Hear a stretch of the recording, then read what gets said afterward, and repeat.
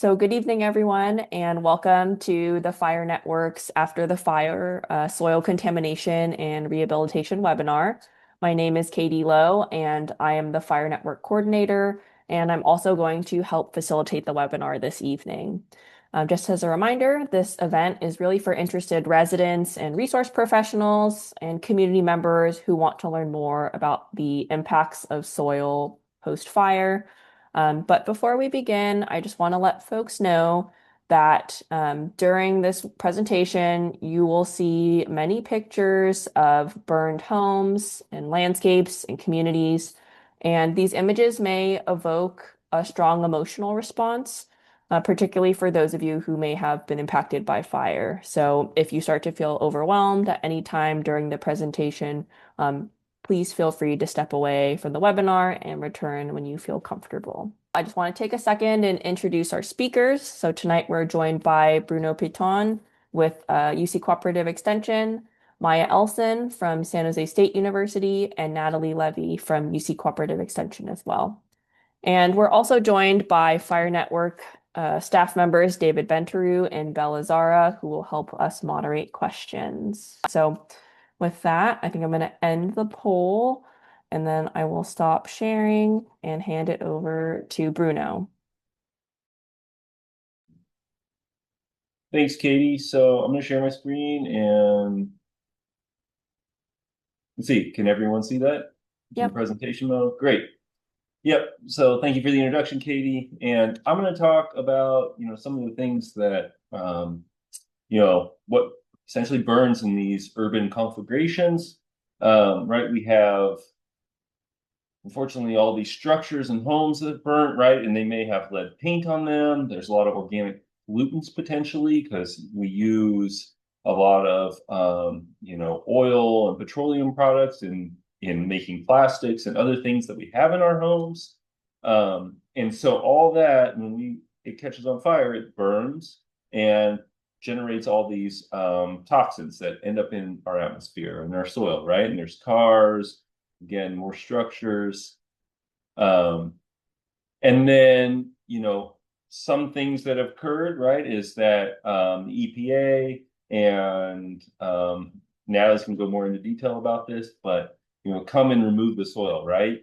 And you can see some of the soil from this site is removed, but not all of it. There's, this turf here and in front of that.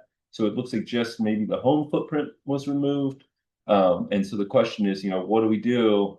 This is contaminated and we want to plant our vegetables or something. Right. And then there's even, our orange trees and other fruits and vegetables that potentially have survived during these fires and what is happening with their uptake of these pollutants, these heavy metals and these organic pollutants. And then again, we also have, right, these huge smoke plumes from structures, all that stuff that is burning during these fires. And, what's happening with the exposures if you're in that smoke plume. And this is, from the National Oceanic and Atmospheric Administration, showing that smoke plume move and where it's going. And so if you're, downwind of that, what's happening and what's your exposure and potentially how's that affecting or being taken up by your plants.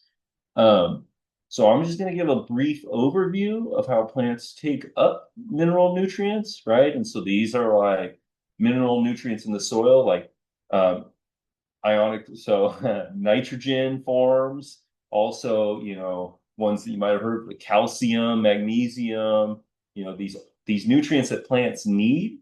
And so they have a lot of unique ways of taking up nutrients. And they have, in most cases, they can be selective in what nutrients they take up. They have some control in the root in how they take those up. Unfortunately, some of these toxic minerals are similar to nutrients in their form. And so they end up getting taken up by the plant roots. And the plant can't necessarily discriminate between something like this arsenic with oxygen molecules versus phosphorus. And it's similar with, let's see if I can use a cursor here, with cadmium is similar to zinc, and plants need zinc, but they don't need cadmium, which is a heavy metal, and we don't want. And so they end up getting taken up by the plant and ending up in the plant. As far as organic pollutant uptake, they can be taken up by the roots, and some of these organic pollutants are water soluble, some are not, and they still both can be taken up.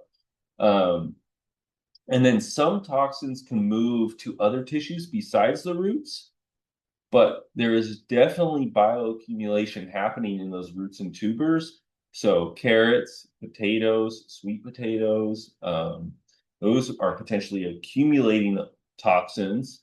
And then other tissues, if they move to other tissues, they can be accumulated in those tissues. And some of these organic pollutants are, PAHs, PCBs, organochlorine pesticides, phthalates, and Maya's going to talk a little bit more about those and her work with those. And so that's all I have, and we'll go on to the next speaker. Hello, I am so grateful to be here. Thank you so much to everyone at UC ANR for having me today. I feel very passionate about this topic, and I'm really thrilled to see so many people coming together. And I really believe that it is people coming together after fire and educating each other and caring for each other, and whole ecosystems even coming together of all of the different phyla. That is how we become resilient, and that's how we heal. So. I'm going to go through more of a framework for my approach to post-fire bioremediation. There's a lot of details that will be missing from this, and because this is a short webinar, I'm going to try to be succinct. This is all based off of either my hands-on experience or my research. And there it is. After a fire, as Bruno mentioned, there is an ash deposit, right? That can, I don't need to, surprise, surprise, it causes soil contamination when things burn and the ash deposit happens. But then you can also have the threat of mudslides and erosion, as we're seeing actually right now in the last few days in LA. There's also a chemical process that happens where soil becomes more hydrophobic, meaning that it makes it harder for water to infiltrate and it reduces the porosity. Part of this is the loss of organic matter on the surface of the soil, and part of it is just the process of what happens with fire. We're not going to really talk about this too much, but there is also a potential increased risk of future high intensity fires, and that's not usually your first priority right after a fire, but it is something to address. And then there's the habitat loss, of course, for some species and not for others. As that ash deposit sits on the land and gets rained on, it's raining here where I am in Santa Cruz right now, that water can send those contaminants downstream. So that runoff can go into waterways, groundwater, and into the ocean, as we often see here in California. Heavy metals then become mobilized, and they're a lot harder to deal with after that process, after the rains have come and started moving them. And that's when they enter the food web, when they can be uptaken by fish, humans, and other biotic organisms.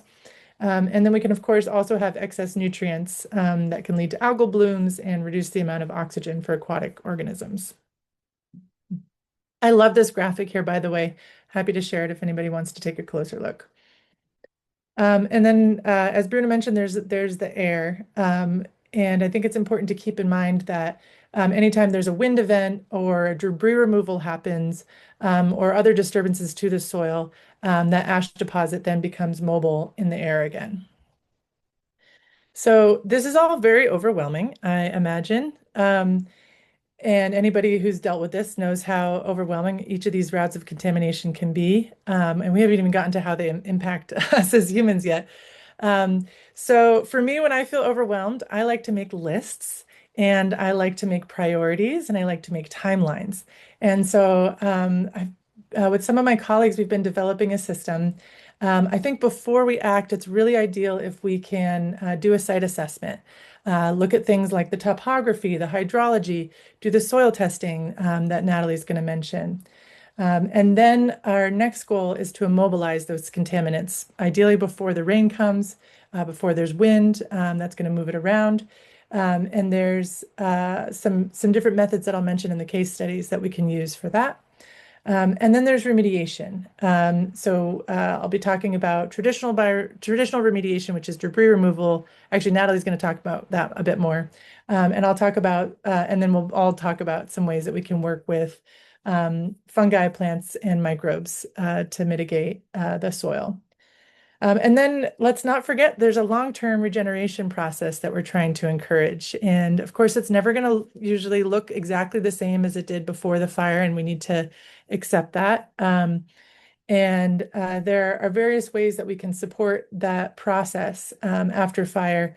One of the methods that my research focuses on right now is something that I'm calling biome logs, which I'll mention later. So what are these contaminants that we're talking about? Well, we've got two major groups of them. We've got our inorganic contaminants. So that includes the heavy metals, that includes the arsenic and the asbestos.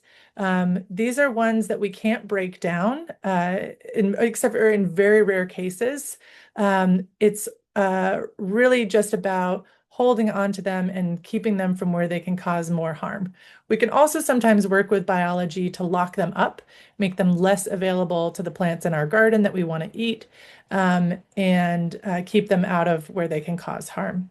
Then we also have our organic contaminants. So this is anything that's pretty much originally made out of some type of biotic life. We've got our polycyclic aromatic hydrocarbons. These are all carbon-based contaminants, which means that they are accessible to decomposers to break down, which is exciting because instead of just kind of hiding them away or trying to remove them or extract them, we can actually biodegrade them. So what is bioremediation? I've been talking about it. I like this definition. It's working with living organisms and systems to detoxify, repair, and regenerate contaminated soil and water by binding, extracting, and/or breaking down contaminants. This is also something we can do within our own bodies. We are a part of this ecosystem too, and our own systems are made for working through a lot of different contaminants, and we can support our bodies in doing that. But ideally, we can take care of it in the landscape before it gets into our bodies. So I'm going to go into a little bit of detail about the fungi, the microbes, and the plants, and how we can work with them. And I just wanted to give a quick little shout out to biochar, which can be an amendment that works with microbial inoculants for locking up heavy metals and for storing carbon. So that's just another tool in the toolkit to be aware of.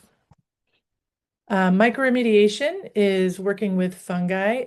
We often work with decomposers who can break apart those hydrocarbon molecules and change the structure, the chemical structure of contaminants to make them less toxic.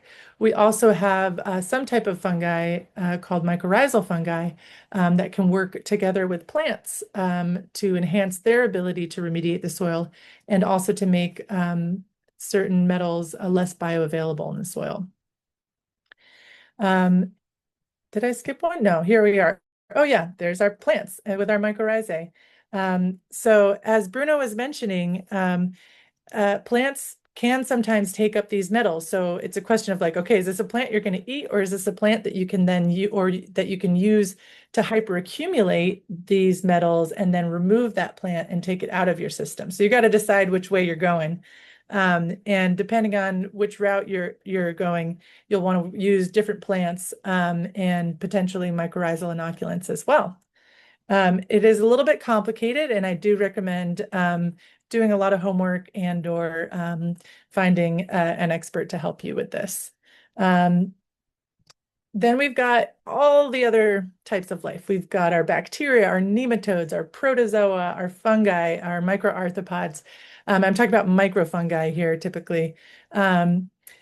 These guys produce humic and fulvic acids, which can uptake heavy metal uptake. And they can, like this is what I was mentioning, can be added to biochar.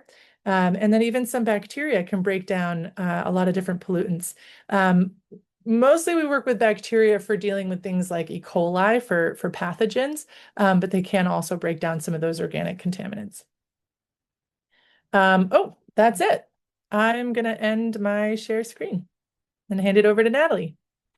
Thank you, Maya and Bruno. I'm going to pull up my presentation and sharing screen again. Here we go. So post-fire soil resources for residents. Almost there. Oops.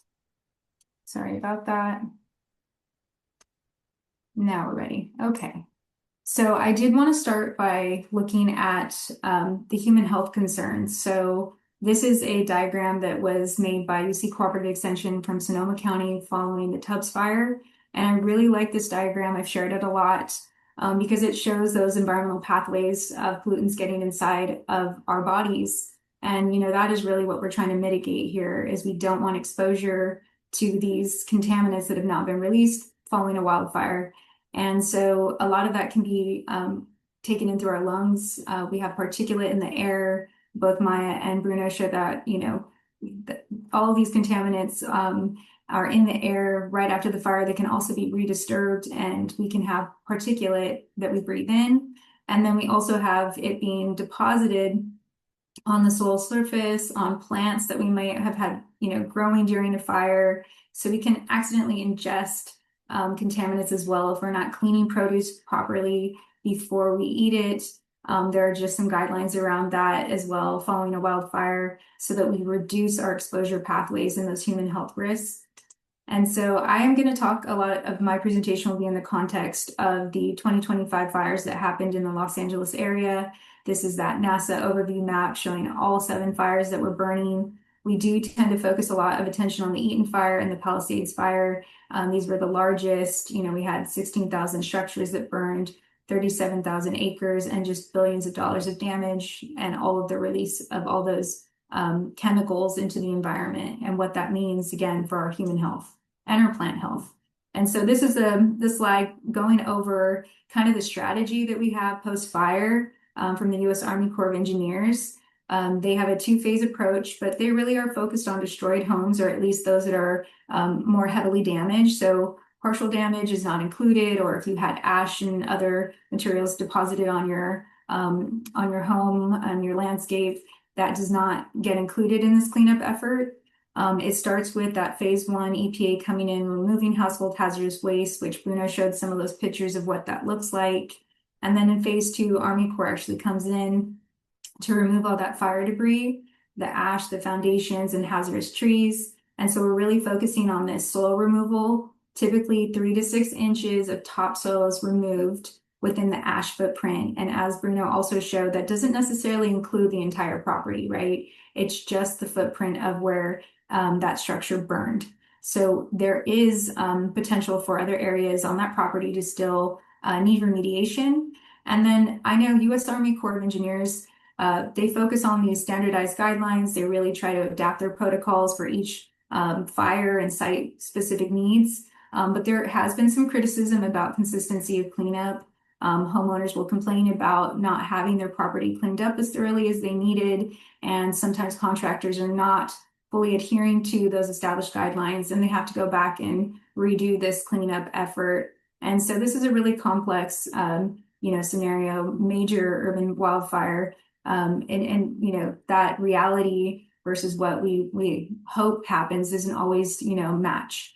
And so there are opportunities, unfortunately, for even if you go through U.S. Army Corps of Engineers cleanup, for contaminants to be persistent on these properties. So just something to keep in mind. I'm also going to focus on inorganic contaminants because these are the ones that are persistent in the environment. As Maya mentioned, heavy metals, they are toxic, they can bioaccumulate. And we really do focus a lot of attention, again, on lead in particular, because it's present in older homes, those built before 1980. Lead-based paint was used. And so, especially in the LA fires, a lot of homes were older.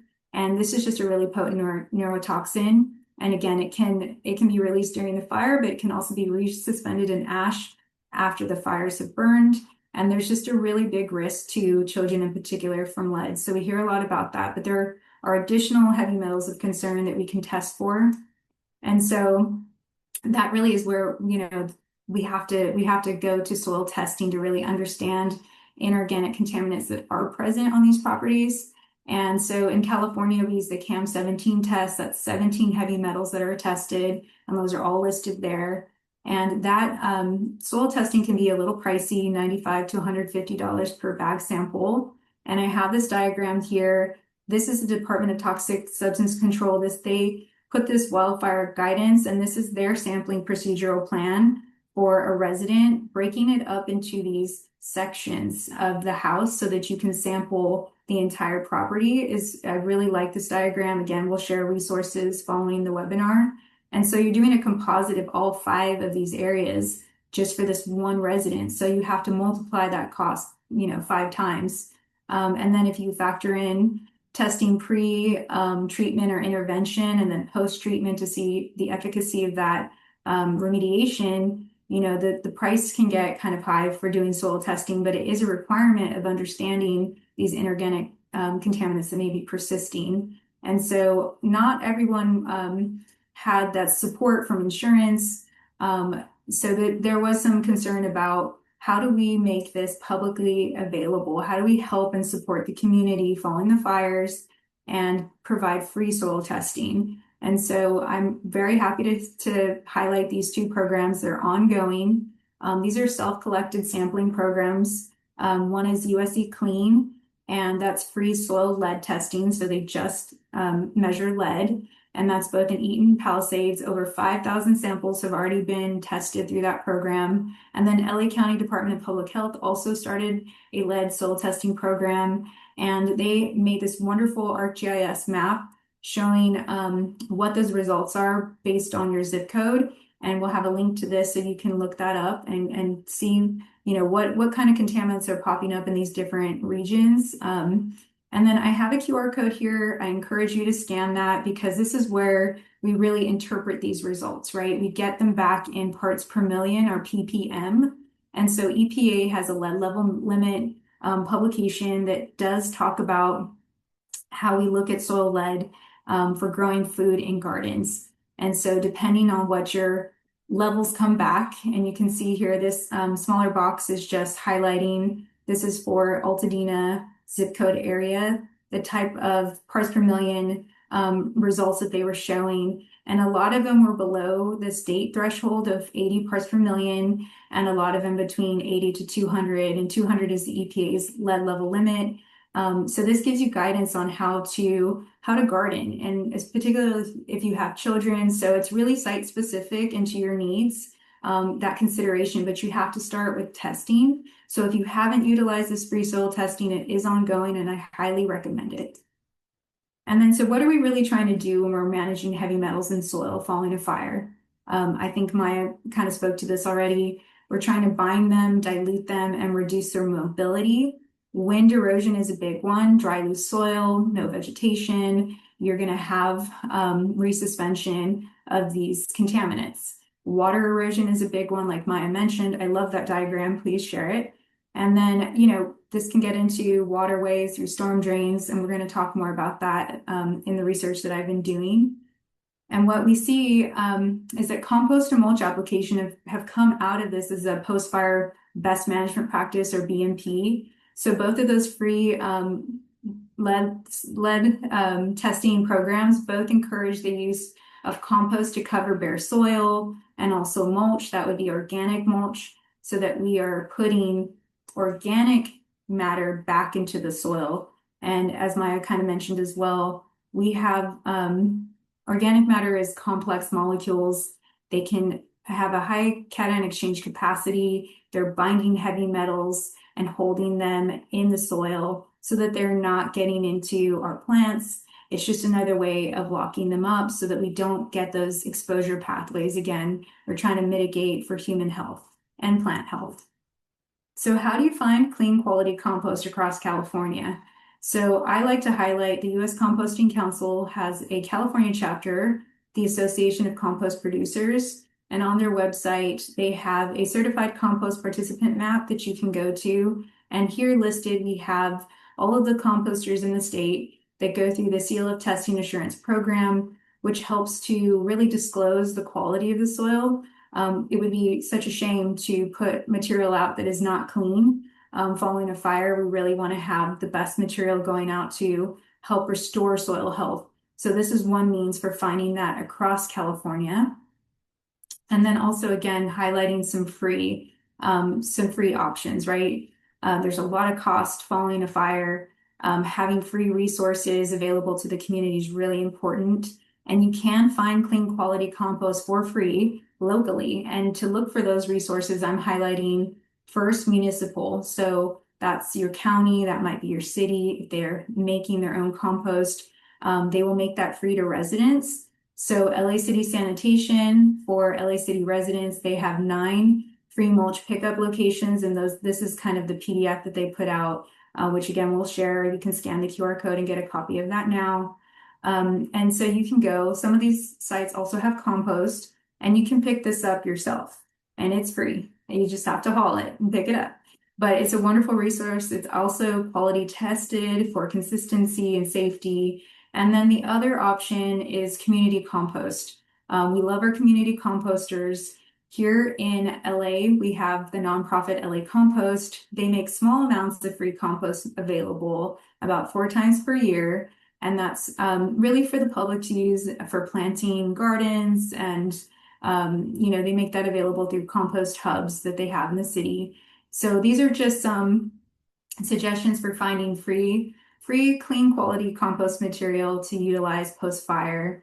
And I'm going to transition here. We're going to go into, this is the research that I've been doing following the Eaton fire. And I'm going to kind of walk through an example of where I've utilized compost for erosion control in post-fire residential soils. So again, this is Altadena, this is Eaton Fire, and this is a part of the unincorporated Los Angeles County. So just for context, and this is an aerial overview of that neighborhood where I've been working in the summer.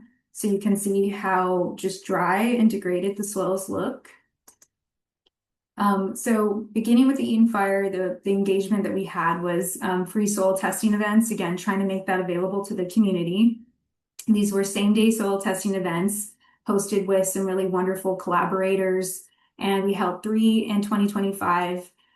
Residents brought 3 samples, and they were screened using an XRF, or an X-ray fluorescence handheld, and that's a little diagram of what that instrument actually does. I wasn't an operator, but I vaguely understand, we're exciting the electrons, and we're able to actually look at the parts per million, and we tested for lead, arsenic, cobalt, and copper from those samples.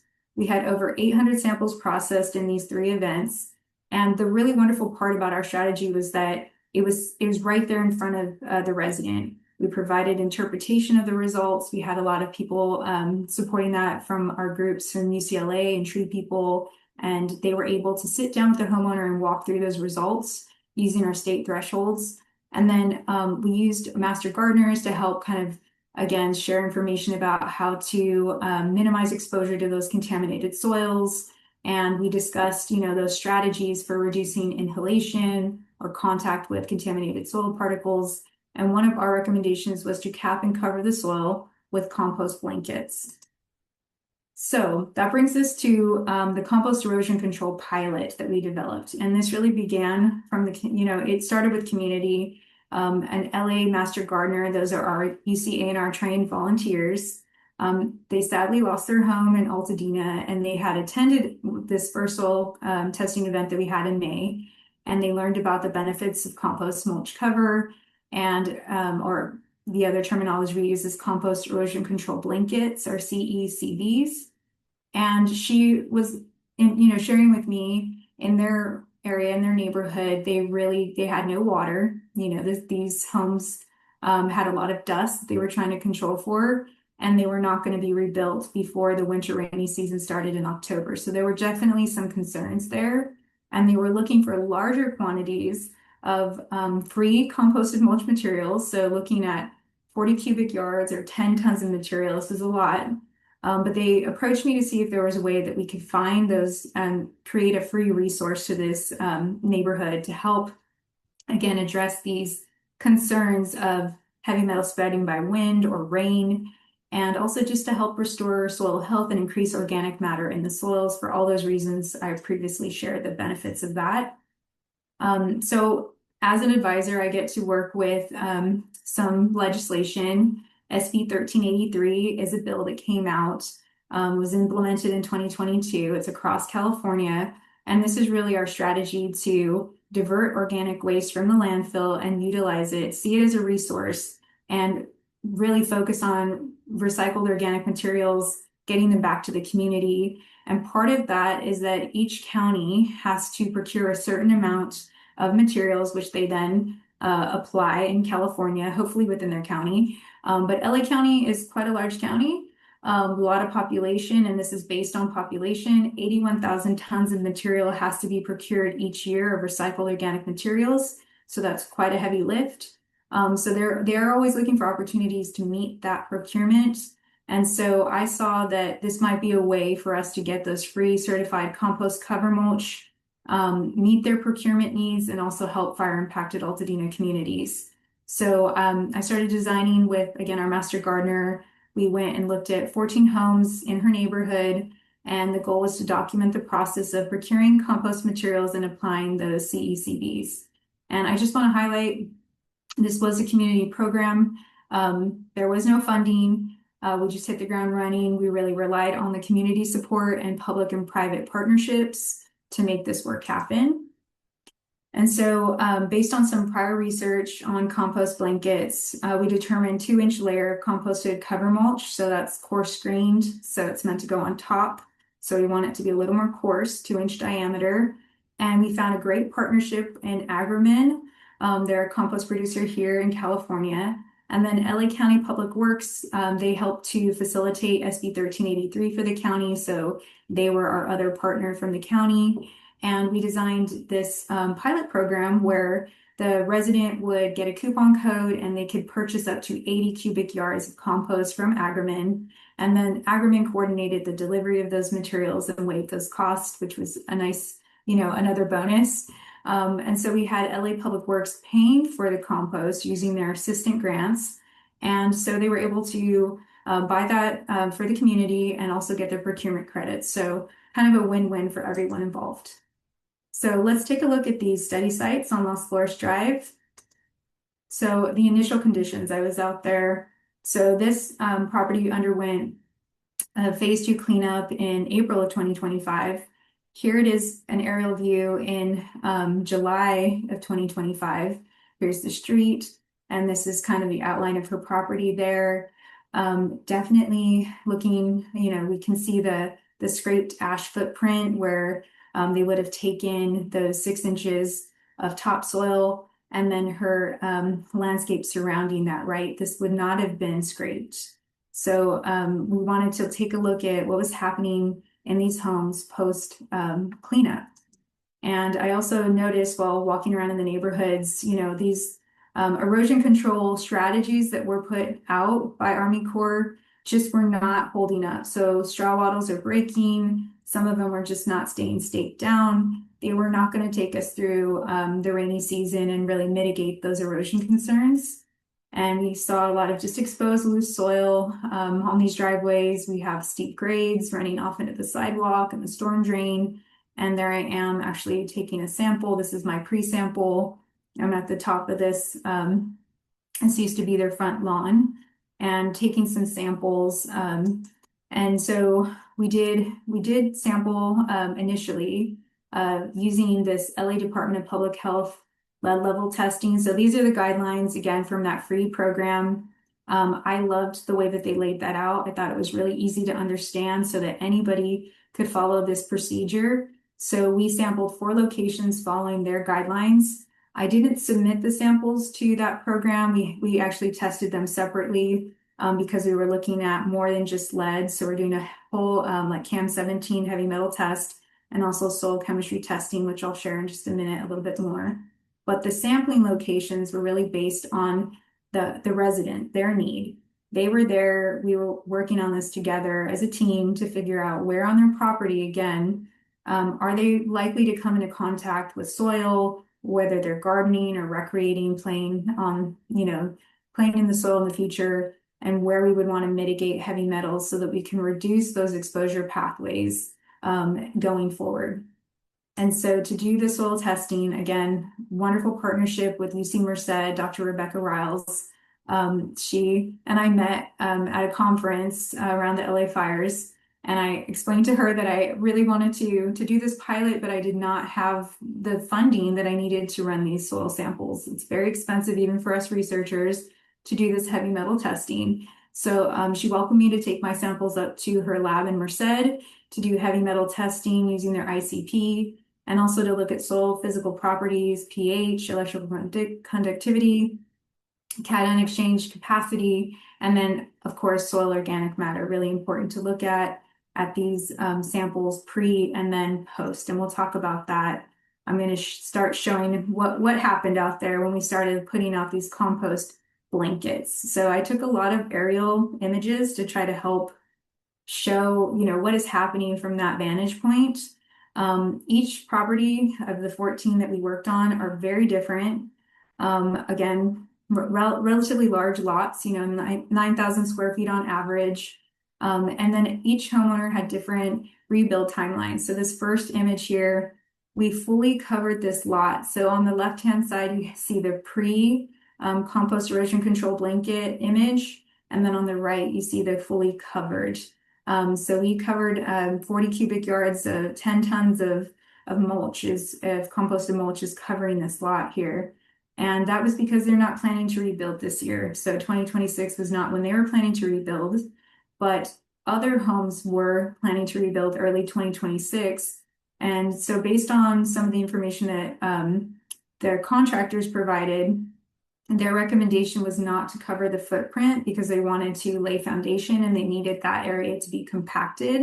And compost, one of the benefits is that it helps to reduce compaction. So we had to leave the footprint uncovered on a lot of the properties that were slated for rebuild in early 2026, which is a lot of them. I also had one home in the study that was a partial burn, so the house was intact, but they lost their garage. And so this will be a really interesting, example of when we have a partial burn, what contaminants, because Army Corps only cleaned up this one small little area.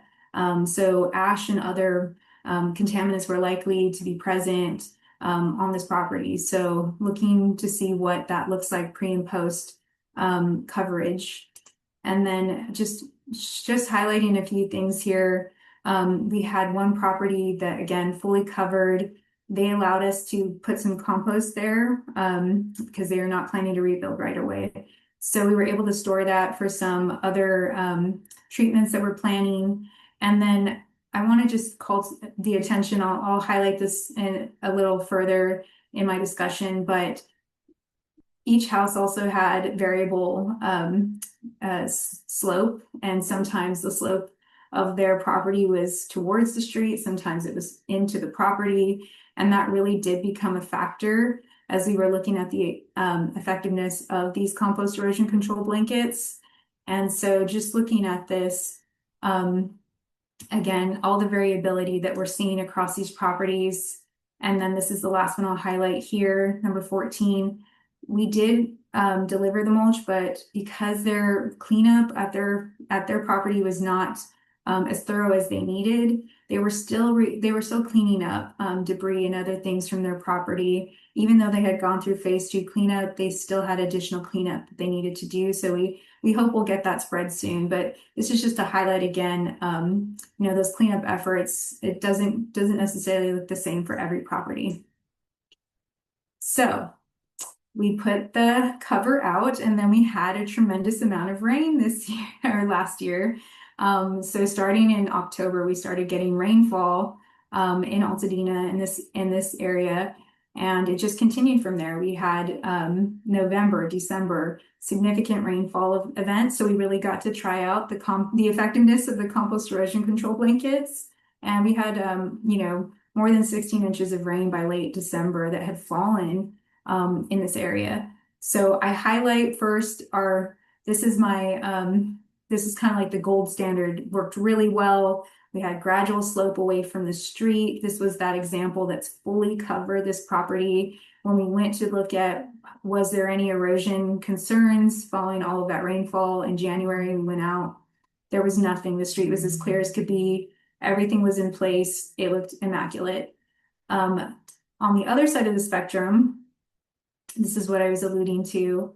When we had steep slopes towards the street, we had an exposed footprint, we had the potential for ponding, and unfortunately, that moved the material off-site onto the street. So this was exactly what we didn't want. So we had examples kind of that were very successful and some that were not, and where we would make adjustments and recommendations again to mitigate this if you have a steep slope. So there's going to be a lot of variability depending on the property itself.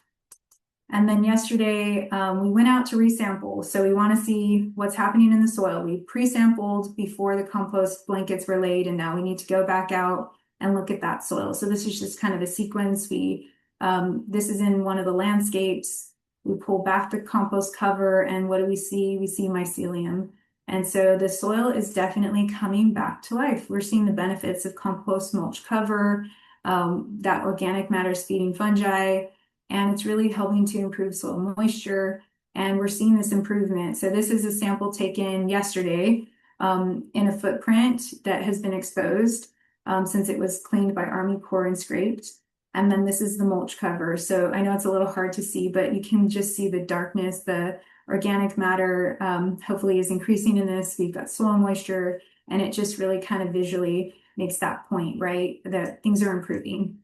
And so next steps for the pilot, we're going to look at the post-compost erosion control blanket soil samples that we just collected yesterday. And then we're going to compare pre and post soil testing results to make remediation recommendations based on what we see with heavy metal content and soil organic matter that's present. And then ultimately, the goal of this project is really to better understand the benefits of applying recycled organic materials in the form of compost blankets to reduce stormwater erosion, improve soil health post-fire, and then really to decrease the potential bioavailability of heavy metal contaminants.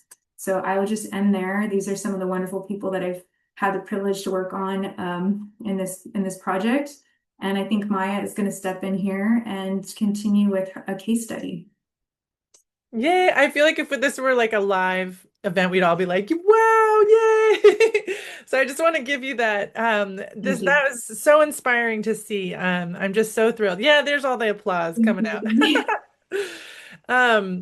That contrast between the two different colors of the treated and the untreated is very exciting to see. That darker color, just so folks know, is created by humic and fulvic acids, which are generated by fungi and other microbes, and they're just incredible for bioremediation in a lot of different ways. You know, they help to aerate the soil, they help with nutrient cycling, they help to reduce the bioavailability of metals, they help plants take up metals, they help plants grow and be healthy.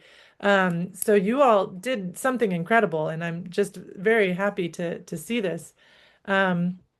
I will now share some of the work that I've been doing. Let me get my slide ready for you all. So I first got into this stuff in 2018 after the campfire, and hoping that you all can see a slide that says case studies there. Yes. Great. And we realized that, you know, there was this piece of the whole fire. Well, we realized that fires are getting worse, and that there's this missing piece to the puzzle of understanding what's going on with fire. And that has a lot to do with fungi. So a lot of us in the mycology world, in the applied mycology microremediation world, started thinking more about how we can integrate what we've learned about fungi with addressing the wildfire crisis.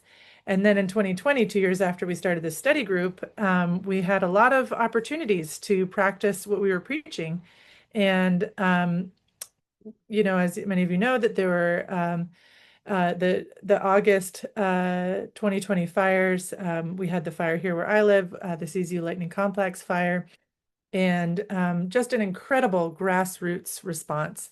We had what we call the post-fire watershed defense coalition, and then a study that we partnered with our friends of that coalition called the Post-Fire Biofiltration Initiative. And our first priority was to immobilize these contaminants before the rain. So it was August, and in this part of the world, we usually start to get rain sometimes October, sometimes November. That year, we actually didn't get rain until January, which is pretty unheard of. But then when it came hard. So it was good that we got these in. And wattles for erosion control, as Natalie mentioned, are a really common method that's used after fire. And it's also very common to see them kind of falling apart and sliding downhill. So one of the ways that I like to mitigate that is this is not the BMBP is to the best management practice for installing wattles is to just dig a trench 2 inches down or not at all. Sometimes just lay it on the surface of the soil and stake it down. I like to dig 6 inches down because especially if we're going to all the trouble to make a microbial or fungal inoculated wattle, I want to make sure that it's actually coming into contact with enough of the soil, and as that water flows downhill, that we're actually interrupting that flow. So that's one of the ways that we can also mitigate them falling apart. And this picture here is a terrible example if we're talking about preventing them from falling apart. This was before we had our own wattle machine, when we were inoculating the wattles in situ, which is not what I would recommend. But in a pinch, you got to do what you got to do. So this was the second ever study on fungal inoculated wattles for post-fire remediation. And it started very quickly. This is my colleague here on the right with the hat, Taylor Bright. We threw this together without funding and without a lot of resources in general. And we somehow threw together this study. And then all these other people who were affected by fire started reaching out to us, and they were like, hey, we want to replicate your study. So we ended up with 5 different burn scars, all trying out the same methodology. And we learned a whole lot about how this can be applied. Our results are going to get published as part of a larger study sometime in the next year or two. I'm very excited to share that when it comes out.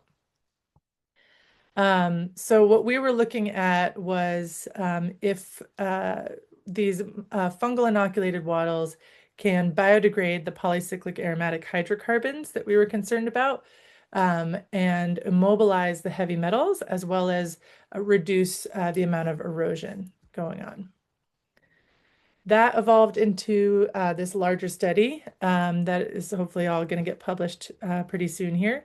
That didn't just look at how to stabilize and detoxify the soils, but also looked at the whole microbial community, particularly the richness and diversity, to see how much these really affect that microbial community, because that microbial community, as we mentioned, affects so many other system functions. And lo and behold, we were helping to restore microbial richness and diversity, is what our data show. And we also looked at carbon and whether or not installing these wattles may help to the soil to hold on to more carbon. And lo and behold, we found that they pretty much do. This is our beautiful wattle machine, if anybody wants to see it. So now we can make our inoculated wattles and install them when they're nice and what we call cheesed up, when they have lots of mycelium fungal tissue growing throughout them. But wattles are great and have a role to play, I think, especially in that immobilization phase. Remember I was talking about the different phases, in the early phases where you just want to keep the metals from moving down. But I don't love the idea of buying pesticide-filled GMO straw and then soaking it in buckets and then adding that organic matter to a place that may already have a lot of organic matter on site. not always, but sometimes after there's a fire, there's a lot of dead standing wood that then becomes risk for a future fire. So, we started thinking about, how can we take that biomass and work with it for dealing with the residual contaminants. So after the earlier phases um, of bioremediation, how can we complete that process and encourage a growth in soil moisture by using on-site organic matter. So on the left is a little diagram, on the right is what it looks like in person. And what I'm looking at for this is my graduate thesis at San Jose State. I'm looking at microbial community composition, both with microscopy as well as eDNA, environmental DNA sampling, and also with something called a microbiometer, which actually basically just measures the humic and fulvic acids, which I was mentioning earlier. And then I'm also looking at carbon and calcium. I'm not doing a whole carbon balance analysis, but I hopefully will get some data to show if we're holding on to carbon in the soil with this. And then the cost savings, the overall biomass volume. And then the real crux of this that I want to encourage, and that research on bioremediation is showing over and over, is that soil moisture plays such a key role. And I think we know this. We all rely on water, right? So the more water, the more the biology can do its thing. And the more diversity we have of microbes, the more our plants can grow up big and healthy and do what they do. And it also reduces future fire risk to have increased soil moisture as long as we're not growing a bunch of invasive annuals. I wanted to just highlight some work that I've been involved with in Maui after the August 2023 fires in Lahaina and Kula. This picture here is in Kula, where we made these, it was quite the operation to make these fungal inoculated filter socks. I can't say I made them. I was cheering people on and consulting, and then went there for one of the installation days. And then doing that same kind of process of starting, with the fungi to immobilize, and then adding in the whole microbial community, and then working with plants as well, and plants can come in at various stages in the remediation process. People always ask, whoa, people get weirded out when you say that you're adding microbes to a disturbed environment, as they absolutely should. And so I just want to mention that, what we're working with here are local and ideally native fungi. Native is a really difficult thing to claim because nobody was doing DNA analysis on soils 300 years ago in a lot of these places. But what we can do is, now we can look at the DNA, and now we can look at their ecological role and the things that they're doing, and decide whether or not this is something that could potentially kill living plants, if this is going to be something that's problematic in this environment, if it's going to dominate and kick other microbes out of the ecosystem, those kinds of things. So ideally, we're collecting our specimens to grow from the damaged environments themselves.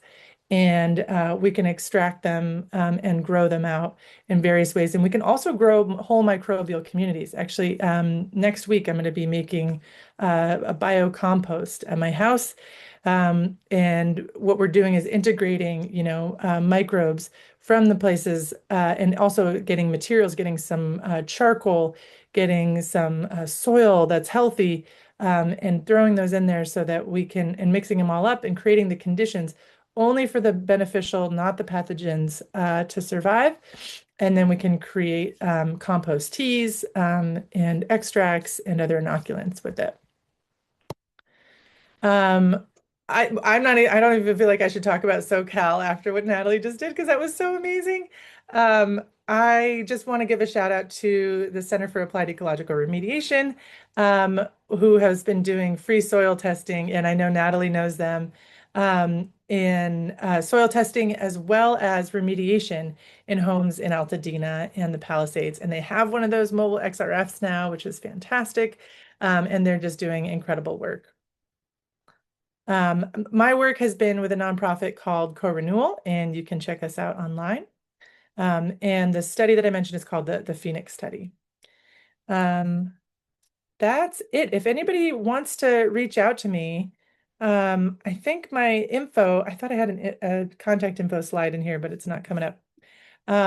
Yeah, feel free to reach out and I'd be happy to chat.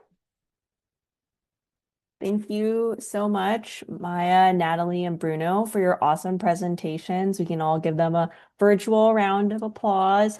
We have a couple minutes. I know we promised that we get folks out of here by 6:30, but I think our speakers have time for a couple extra questions. So we've been diligently answering and monitoring questions in the Q&A session, but if folks want to raise their hand and come off mute and ask, you can ask a quick question or you can type it in the chat. Okay, well, I that's it. could ask a question. Oh, yeah, go ahead. I was wondering about the compaction. Earlier, it was said that like to try to avoid compaction of the soil. I'm wondering kind of like how that happens, and why it's bad. I can answer that. So what I was referring to was, so these homes are getting rebuilt, and so the contractors that were getting to, speak with the homeowners about this, they consulted with them about applying organic matter in the form of compost blankets to their properties, and they wanted to keep the ground compacted so that they could lay a foundation.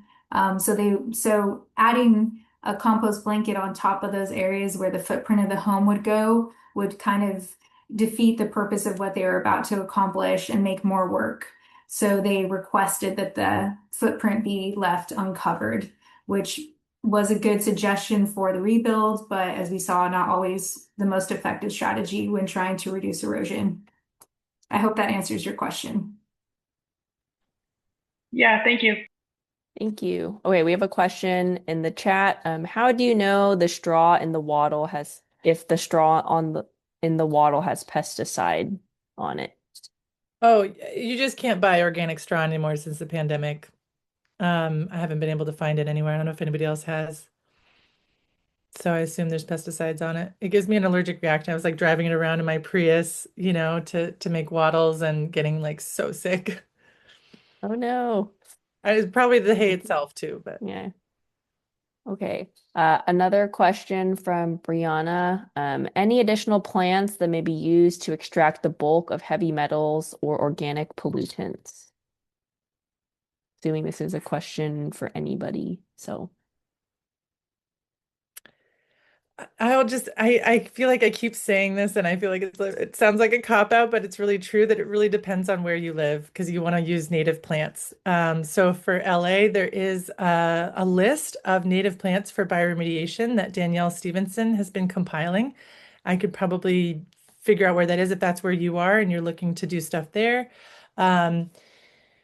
But it really depends on where you are. There are a lot of invasive plants too that are great for bioremediation because they don't have mycorrhizal partners typically. A lot of those invasive annuals that we have, so they can grow in all sorts of damaged environments and break up the soil themselves really well and pull up the minerals themselves without having a fungal partner. So.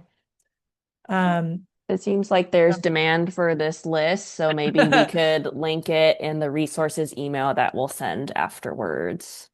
Going to the Q&A session or portion, one of our lots has mustard growing on it. We think it's native. Is this helpful?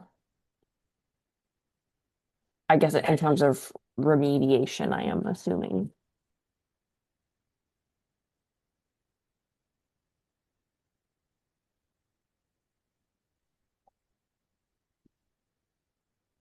I would say if all you've got is mustard, and if it's mustard versus bare soil, it's better to have the mustard. But Okay. otherwise, not really.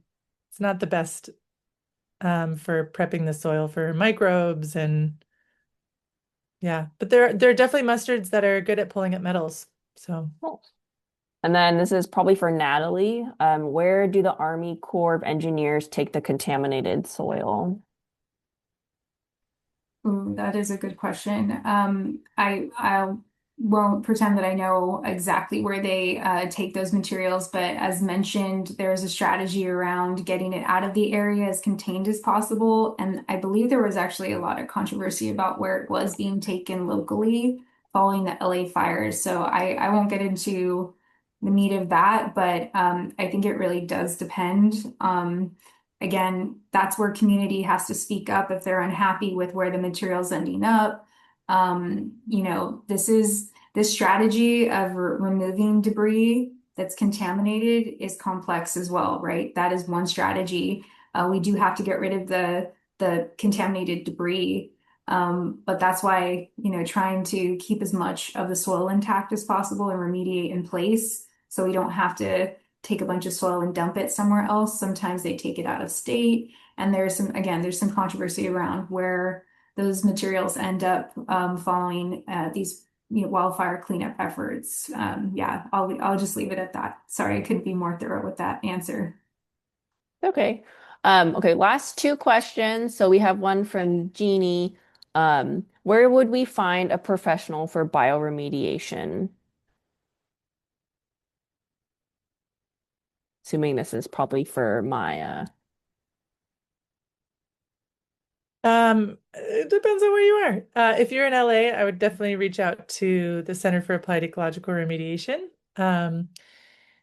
And if you are elsewhere, it's pretty limited, to be honest. There are a lot of different practitioners who are spread all over the world. Yeah, I guess it depends on what type of contamination you're dealing with and what your goals are. But if that's something you're interested in, you can feel free to reach out to me. Thank you. And then Natalie, I think this question is for you. Can you please clarify where we could get certified non-contaminated compost? Again, it depends on where you're located, but if you're in LA County, I mentioned a municipal source because that is where a lot of the material gets made in this area in this LA County. But yeah, there is again the Association of Compost Producers has that STA certified list of producers throughout California, and so you can look at that map. And I did provide that as a link to Katie, so she's going to include that following the webinar so that you can click to that link, click to that website, find those compost producers. Those are more of the private. So the Association of Compost Producers focuses on those that are like private companies. But we do have through SB 1383, we do have a lot more municipal county mulch and compost that's being made. And a lot of that is free to the residents of those counties. So look up your county, look to see if they have those free materials. Sometimes they have compost giveaway events. And then I mentioned, so kind of the gold standard for testing is STA, and that's from the US Composting Council. And that's a program that they run across the United States, here in California as well, so that you can have that seal of testing assurance, knowing that the compost comes out clean, right? That you're getting something that isn't going to put more contaminants out. And I know that's really important. So please take a look at that and those links after the webinar. Okay, last question for real this time from Jessica.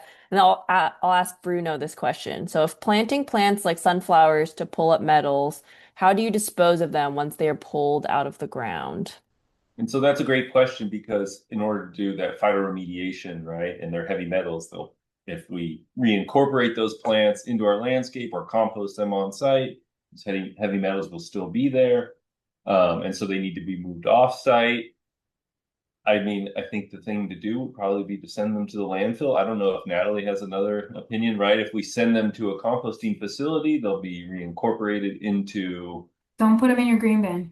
Yeah, don't put them in green bin. Yeah, they'll be reincorporated into compost. I'm And answering then a question in the chat too about that. So ideally, go ahead and the if you compost. want to answer it right now. I was just going to say, ideally, the compost doesn't have heavy metals in it, but again, there are thresholds that we set. We have to work within these. We have thresholds that the state sets, that EPA sets. Heavy metals are persistent, so some amount may be allowed, but they're going to have a limit based on what is, again, what we want to be putting out into the environment. And I don't know those levels off the top of my head, but STA, again, will have a link to that website so you can see exactly the parameters for that. But yeah, please don't put any contaminated materials into the green bin because that does just go into a composting facility where it will potentially get into materials so that you might want to utilize post-fire. And so Natalie, a question for you. So can we end up actually contaminating our compost so much that it won't be used ever again if we put so much of this like phytoremediated, plant material in? I think it's completely possible that you can contaminate compost to a level in which it is not usable. Yeah. And we're just talking about heavy metals, but man, there's so many other contaminants and other just inert plastics and things like that. So there are levels set for all of this material, again, whether it's from the county or it's from a private compost. But you want transparency. If they're not going to tell you what type of testing they do, you might want to consider looking at another resource for compost because transparency is really important. That means they have nothing to hide, and the way that they process the material, the feedstocks that they use to make the compost are clean, and that's what you want. Same with our food and supplements. You don't always know how many metals are in there. I just wanted to add in something I've learned from the urban bioremediation world is they'll have something we call a sludge bucket, which is just a trash can. If it's a small scale operation, you can just put it into a trash can and keep it contained on site. Some people also make a special compost pile that's a little bit more contained. You do run the risk of it like going out into the environment a bit more, but it's a compost that you're just gonna add to it. You're not gonna take from it. For a larger scale phytoremediation process where you have a lot more organic matter, one thing that you can do, or if you like wattles, for example, is try to break them down further into smaller and smaller amounts. And you can use worms to do that. You can use other plants. You can use fungi. There's a lot of different ways that you can just like continue that process of hyperaccumulating metals into smaller and smaller bits.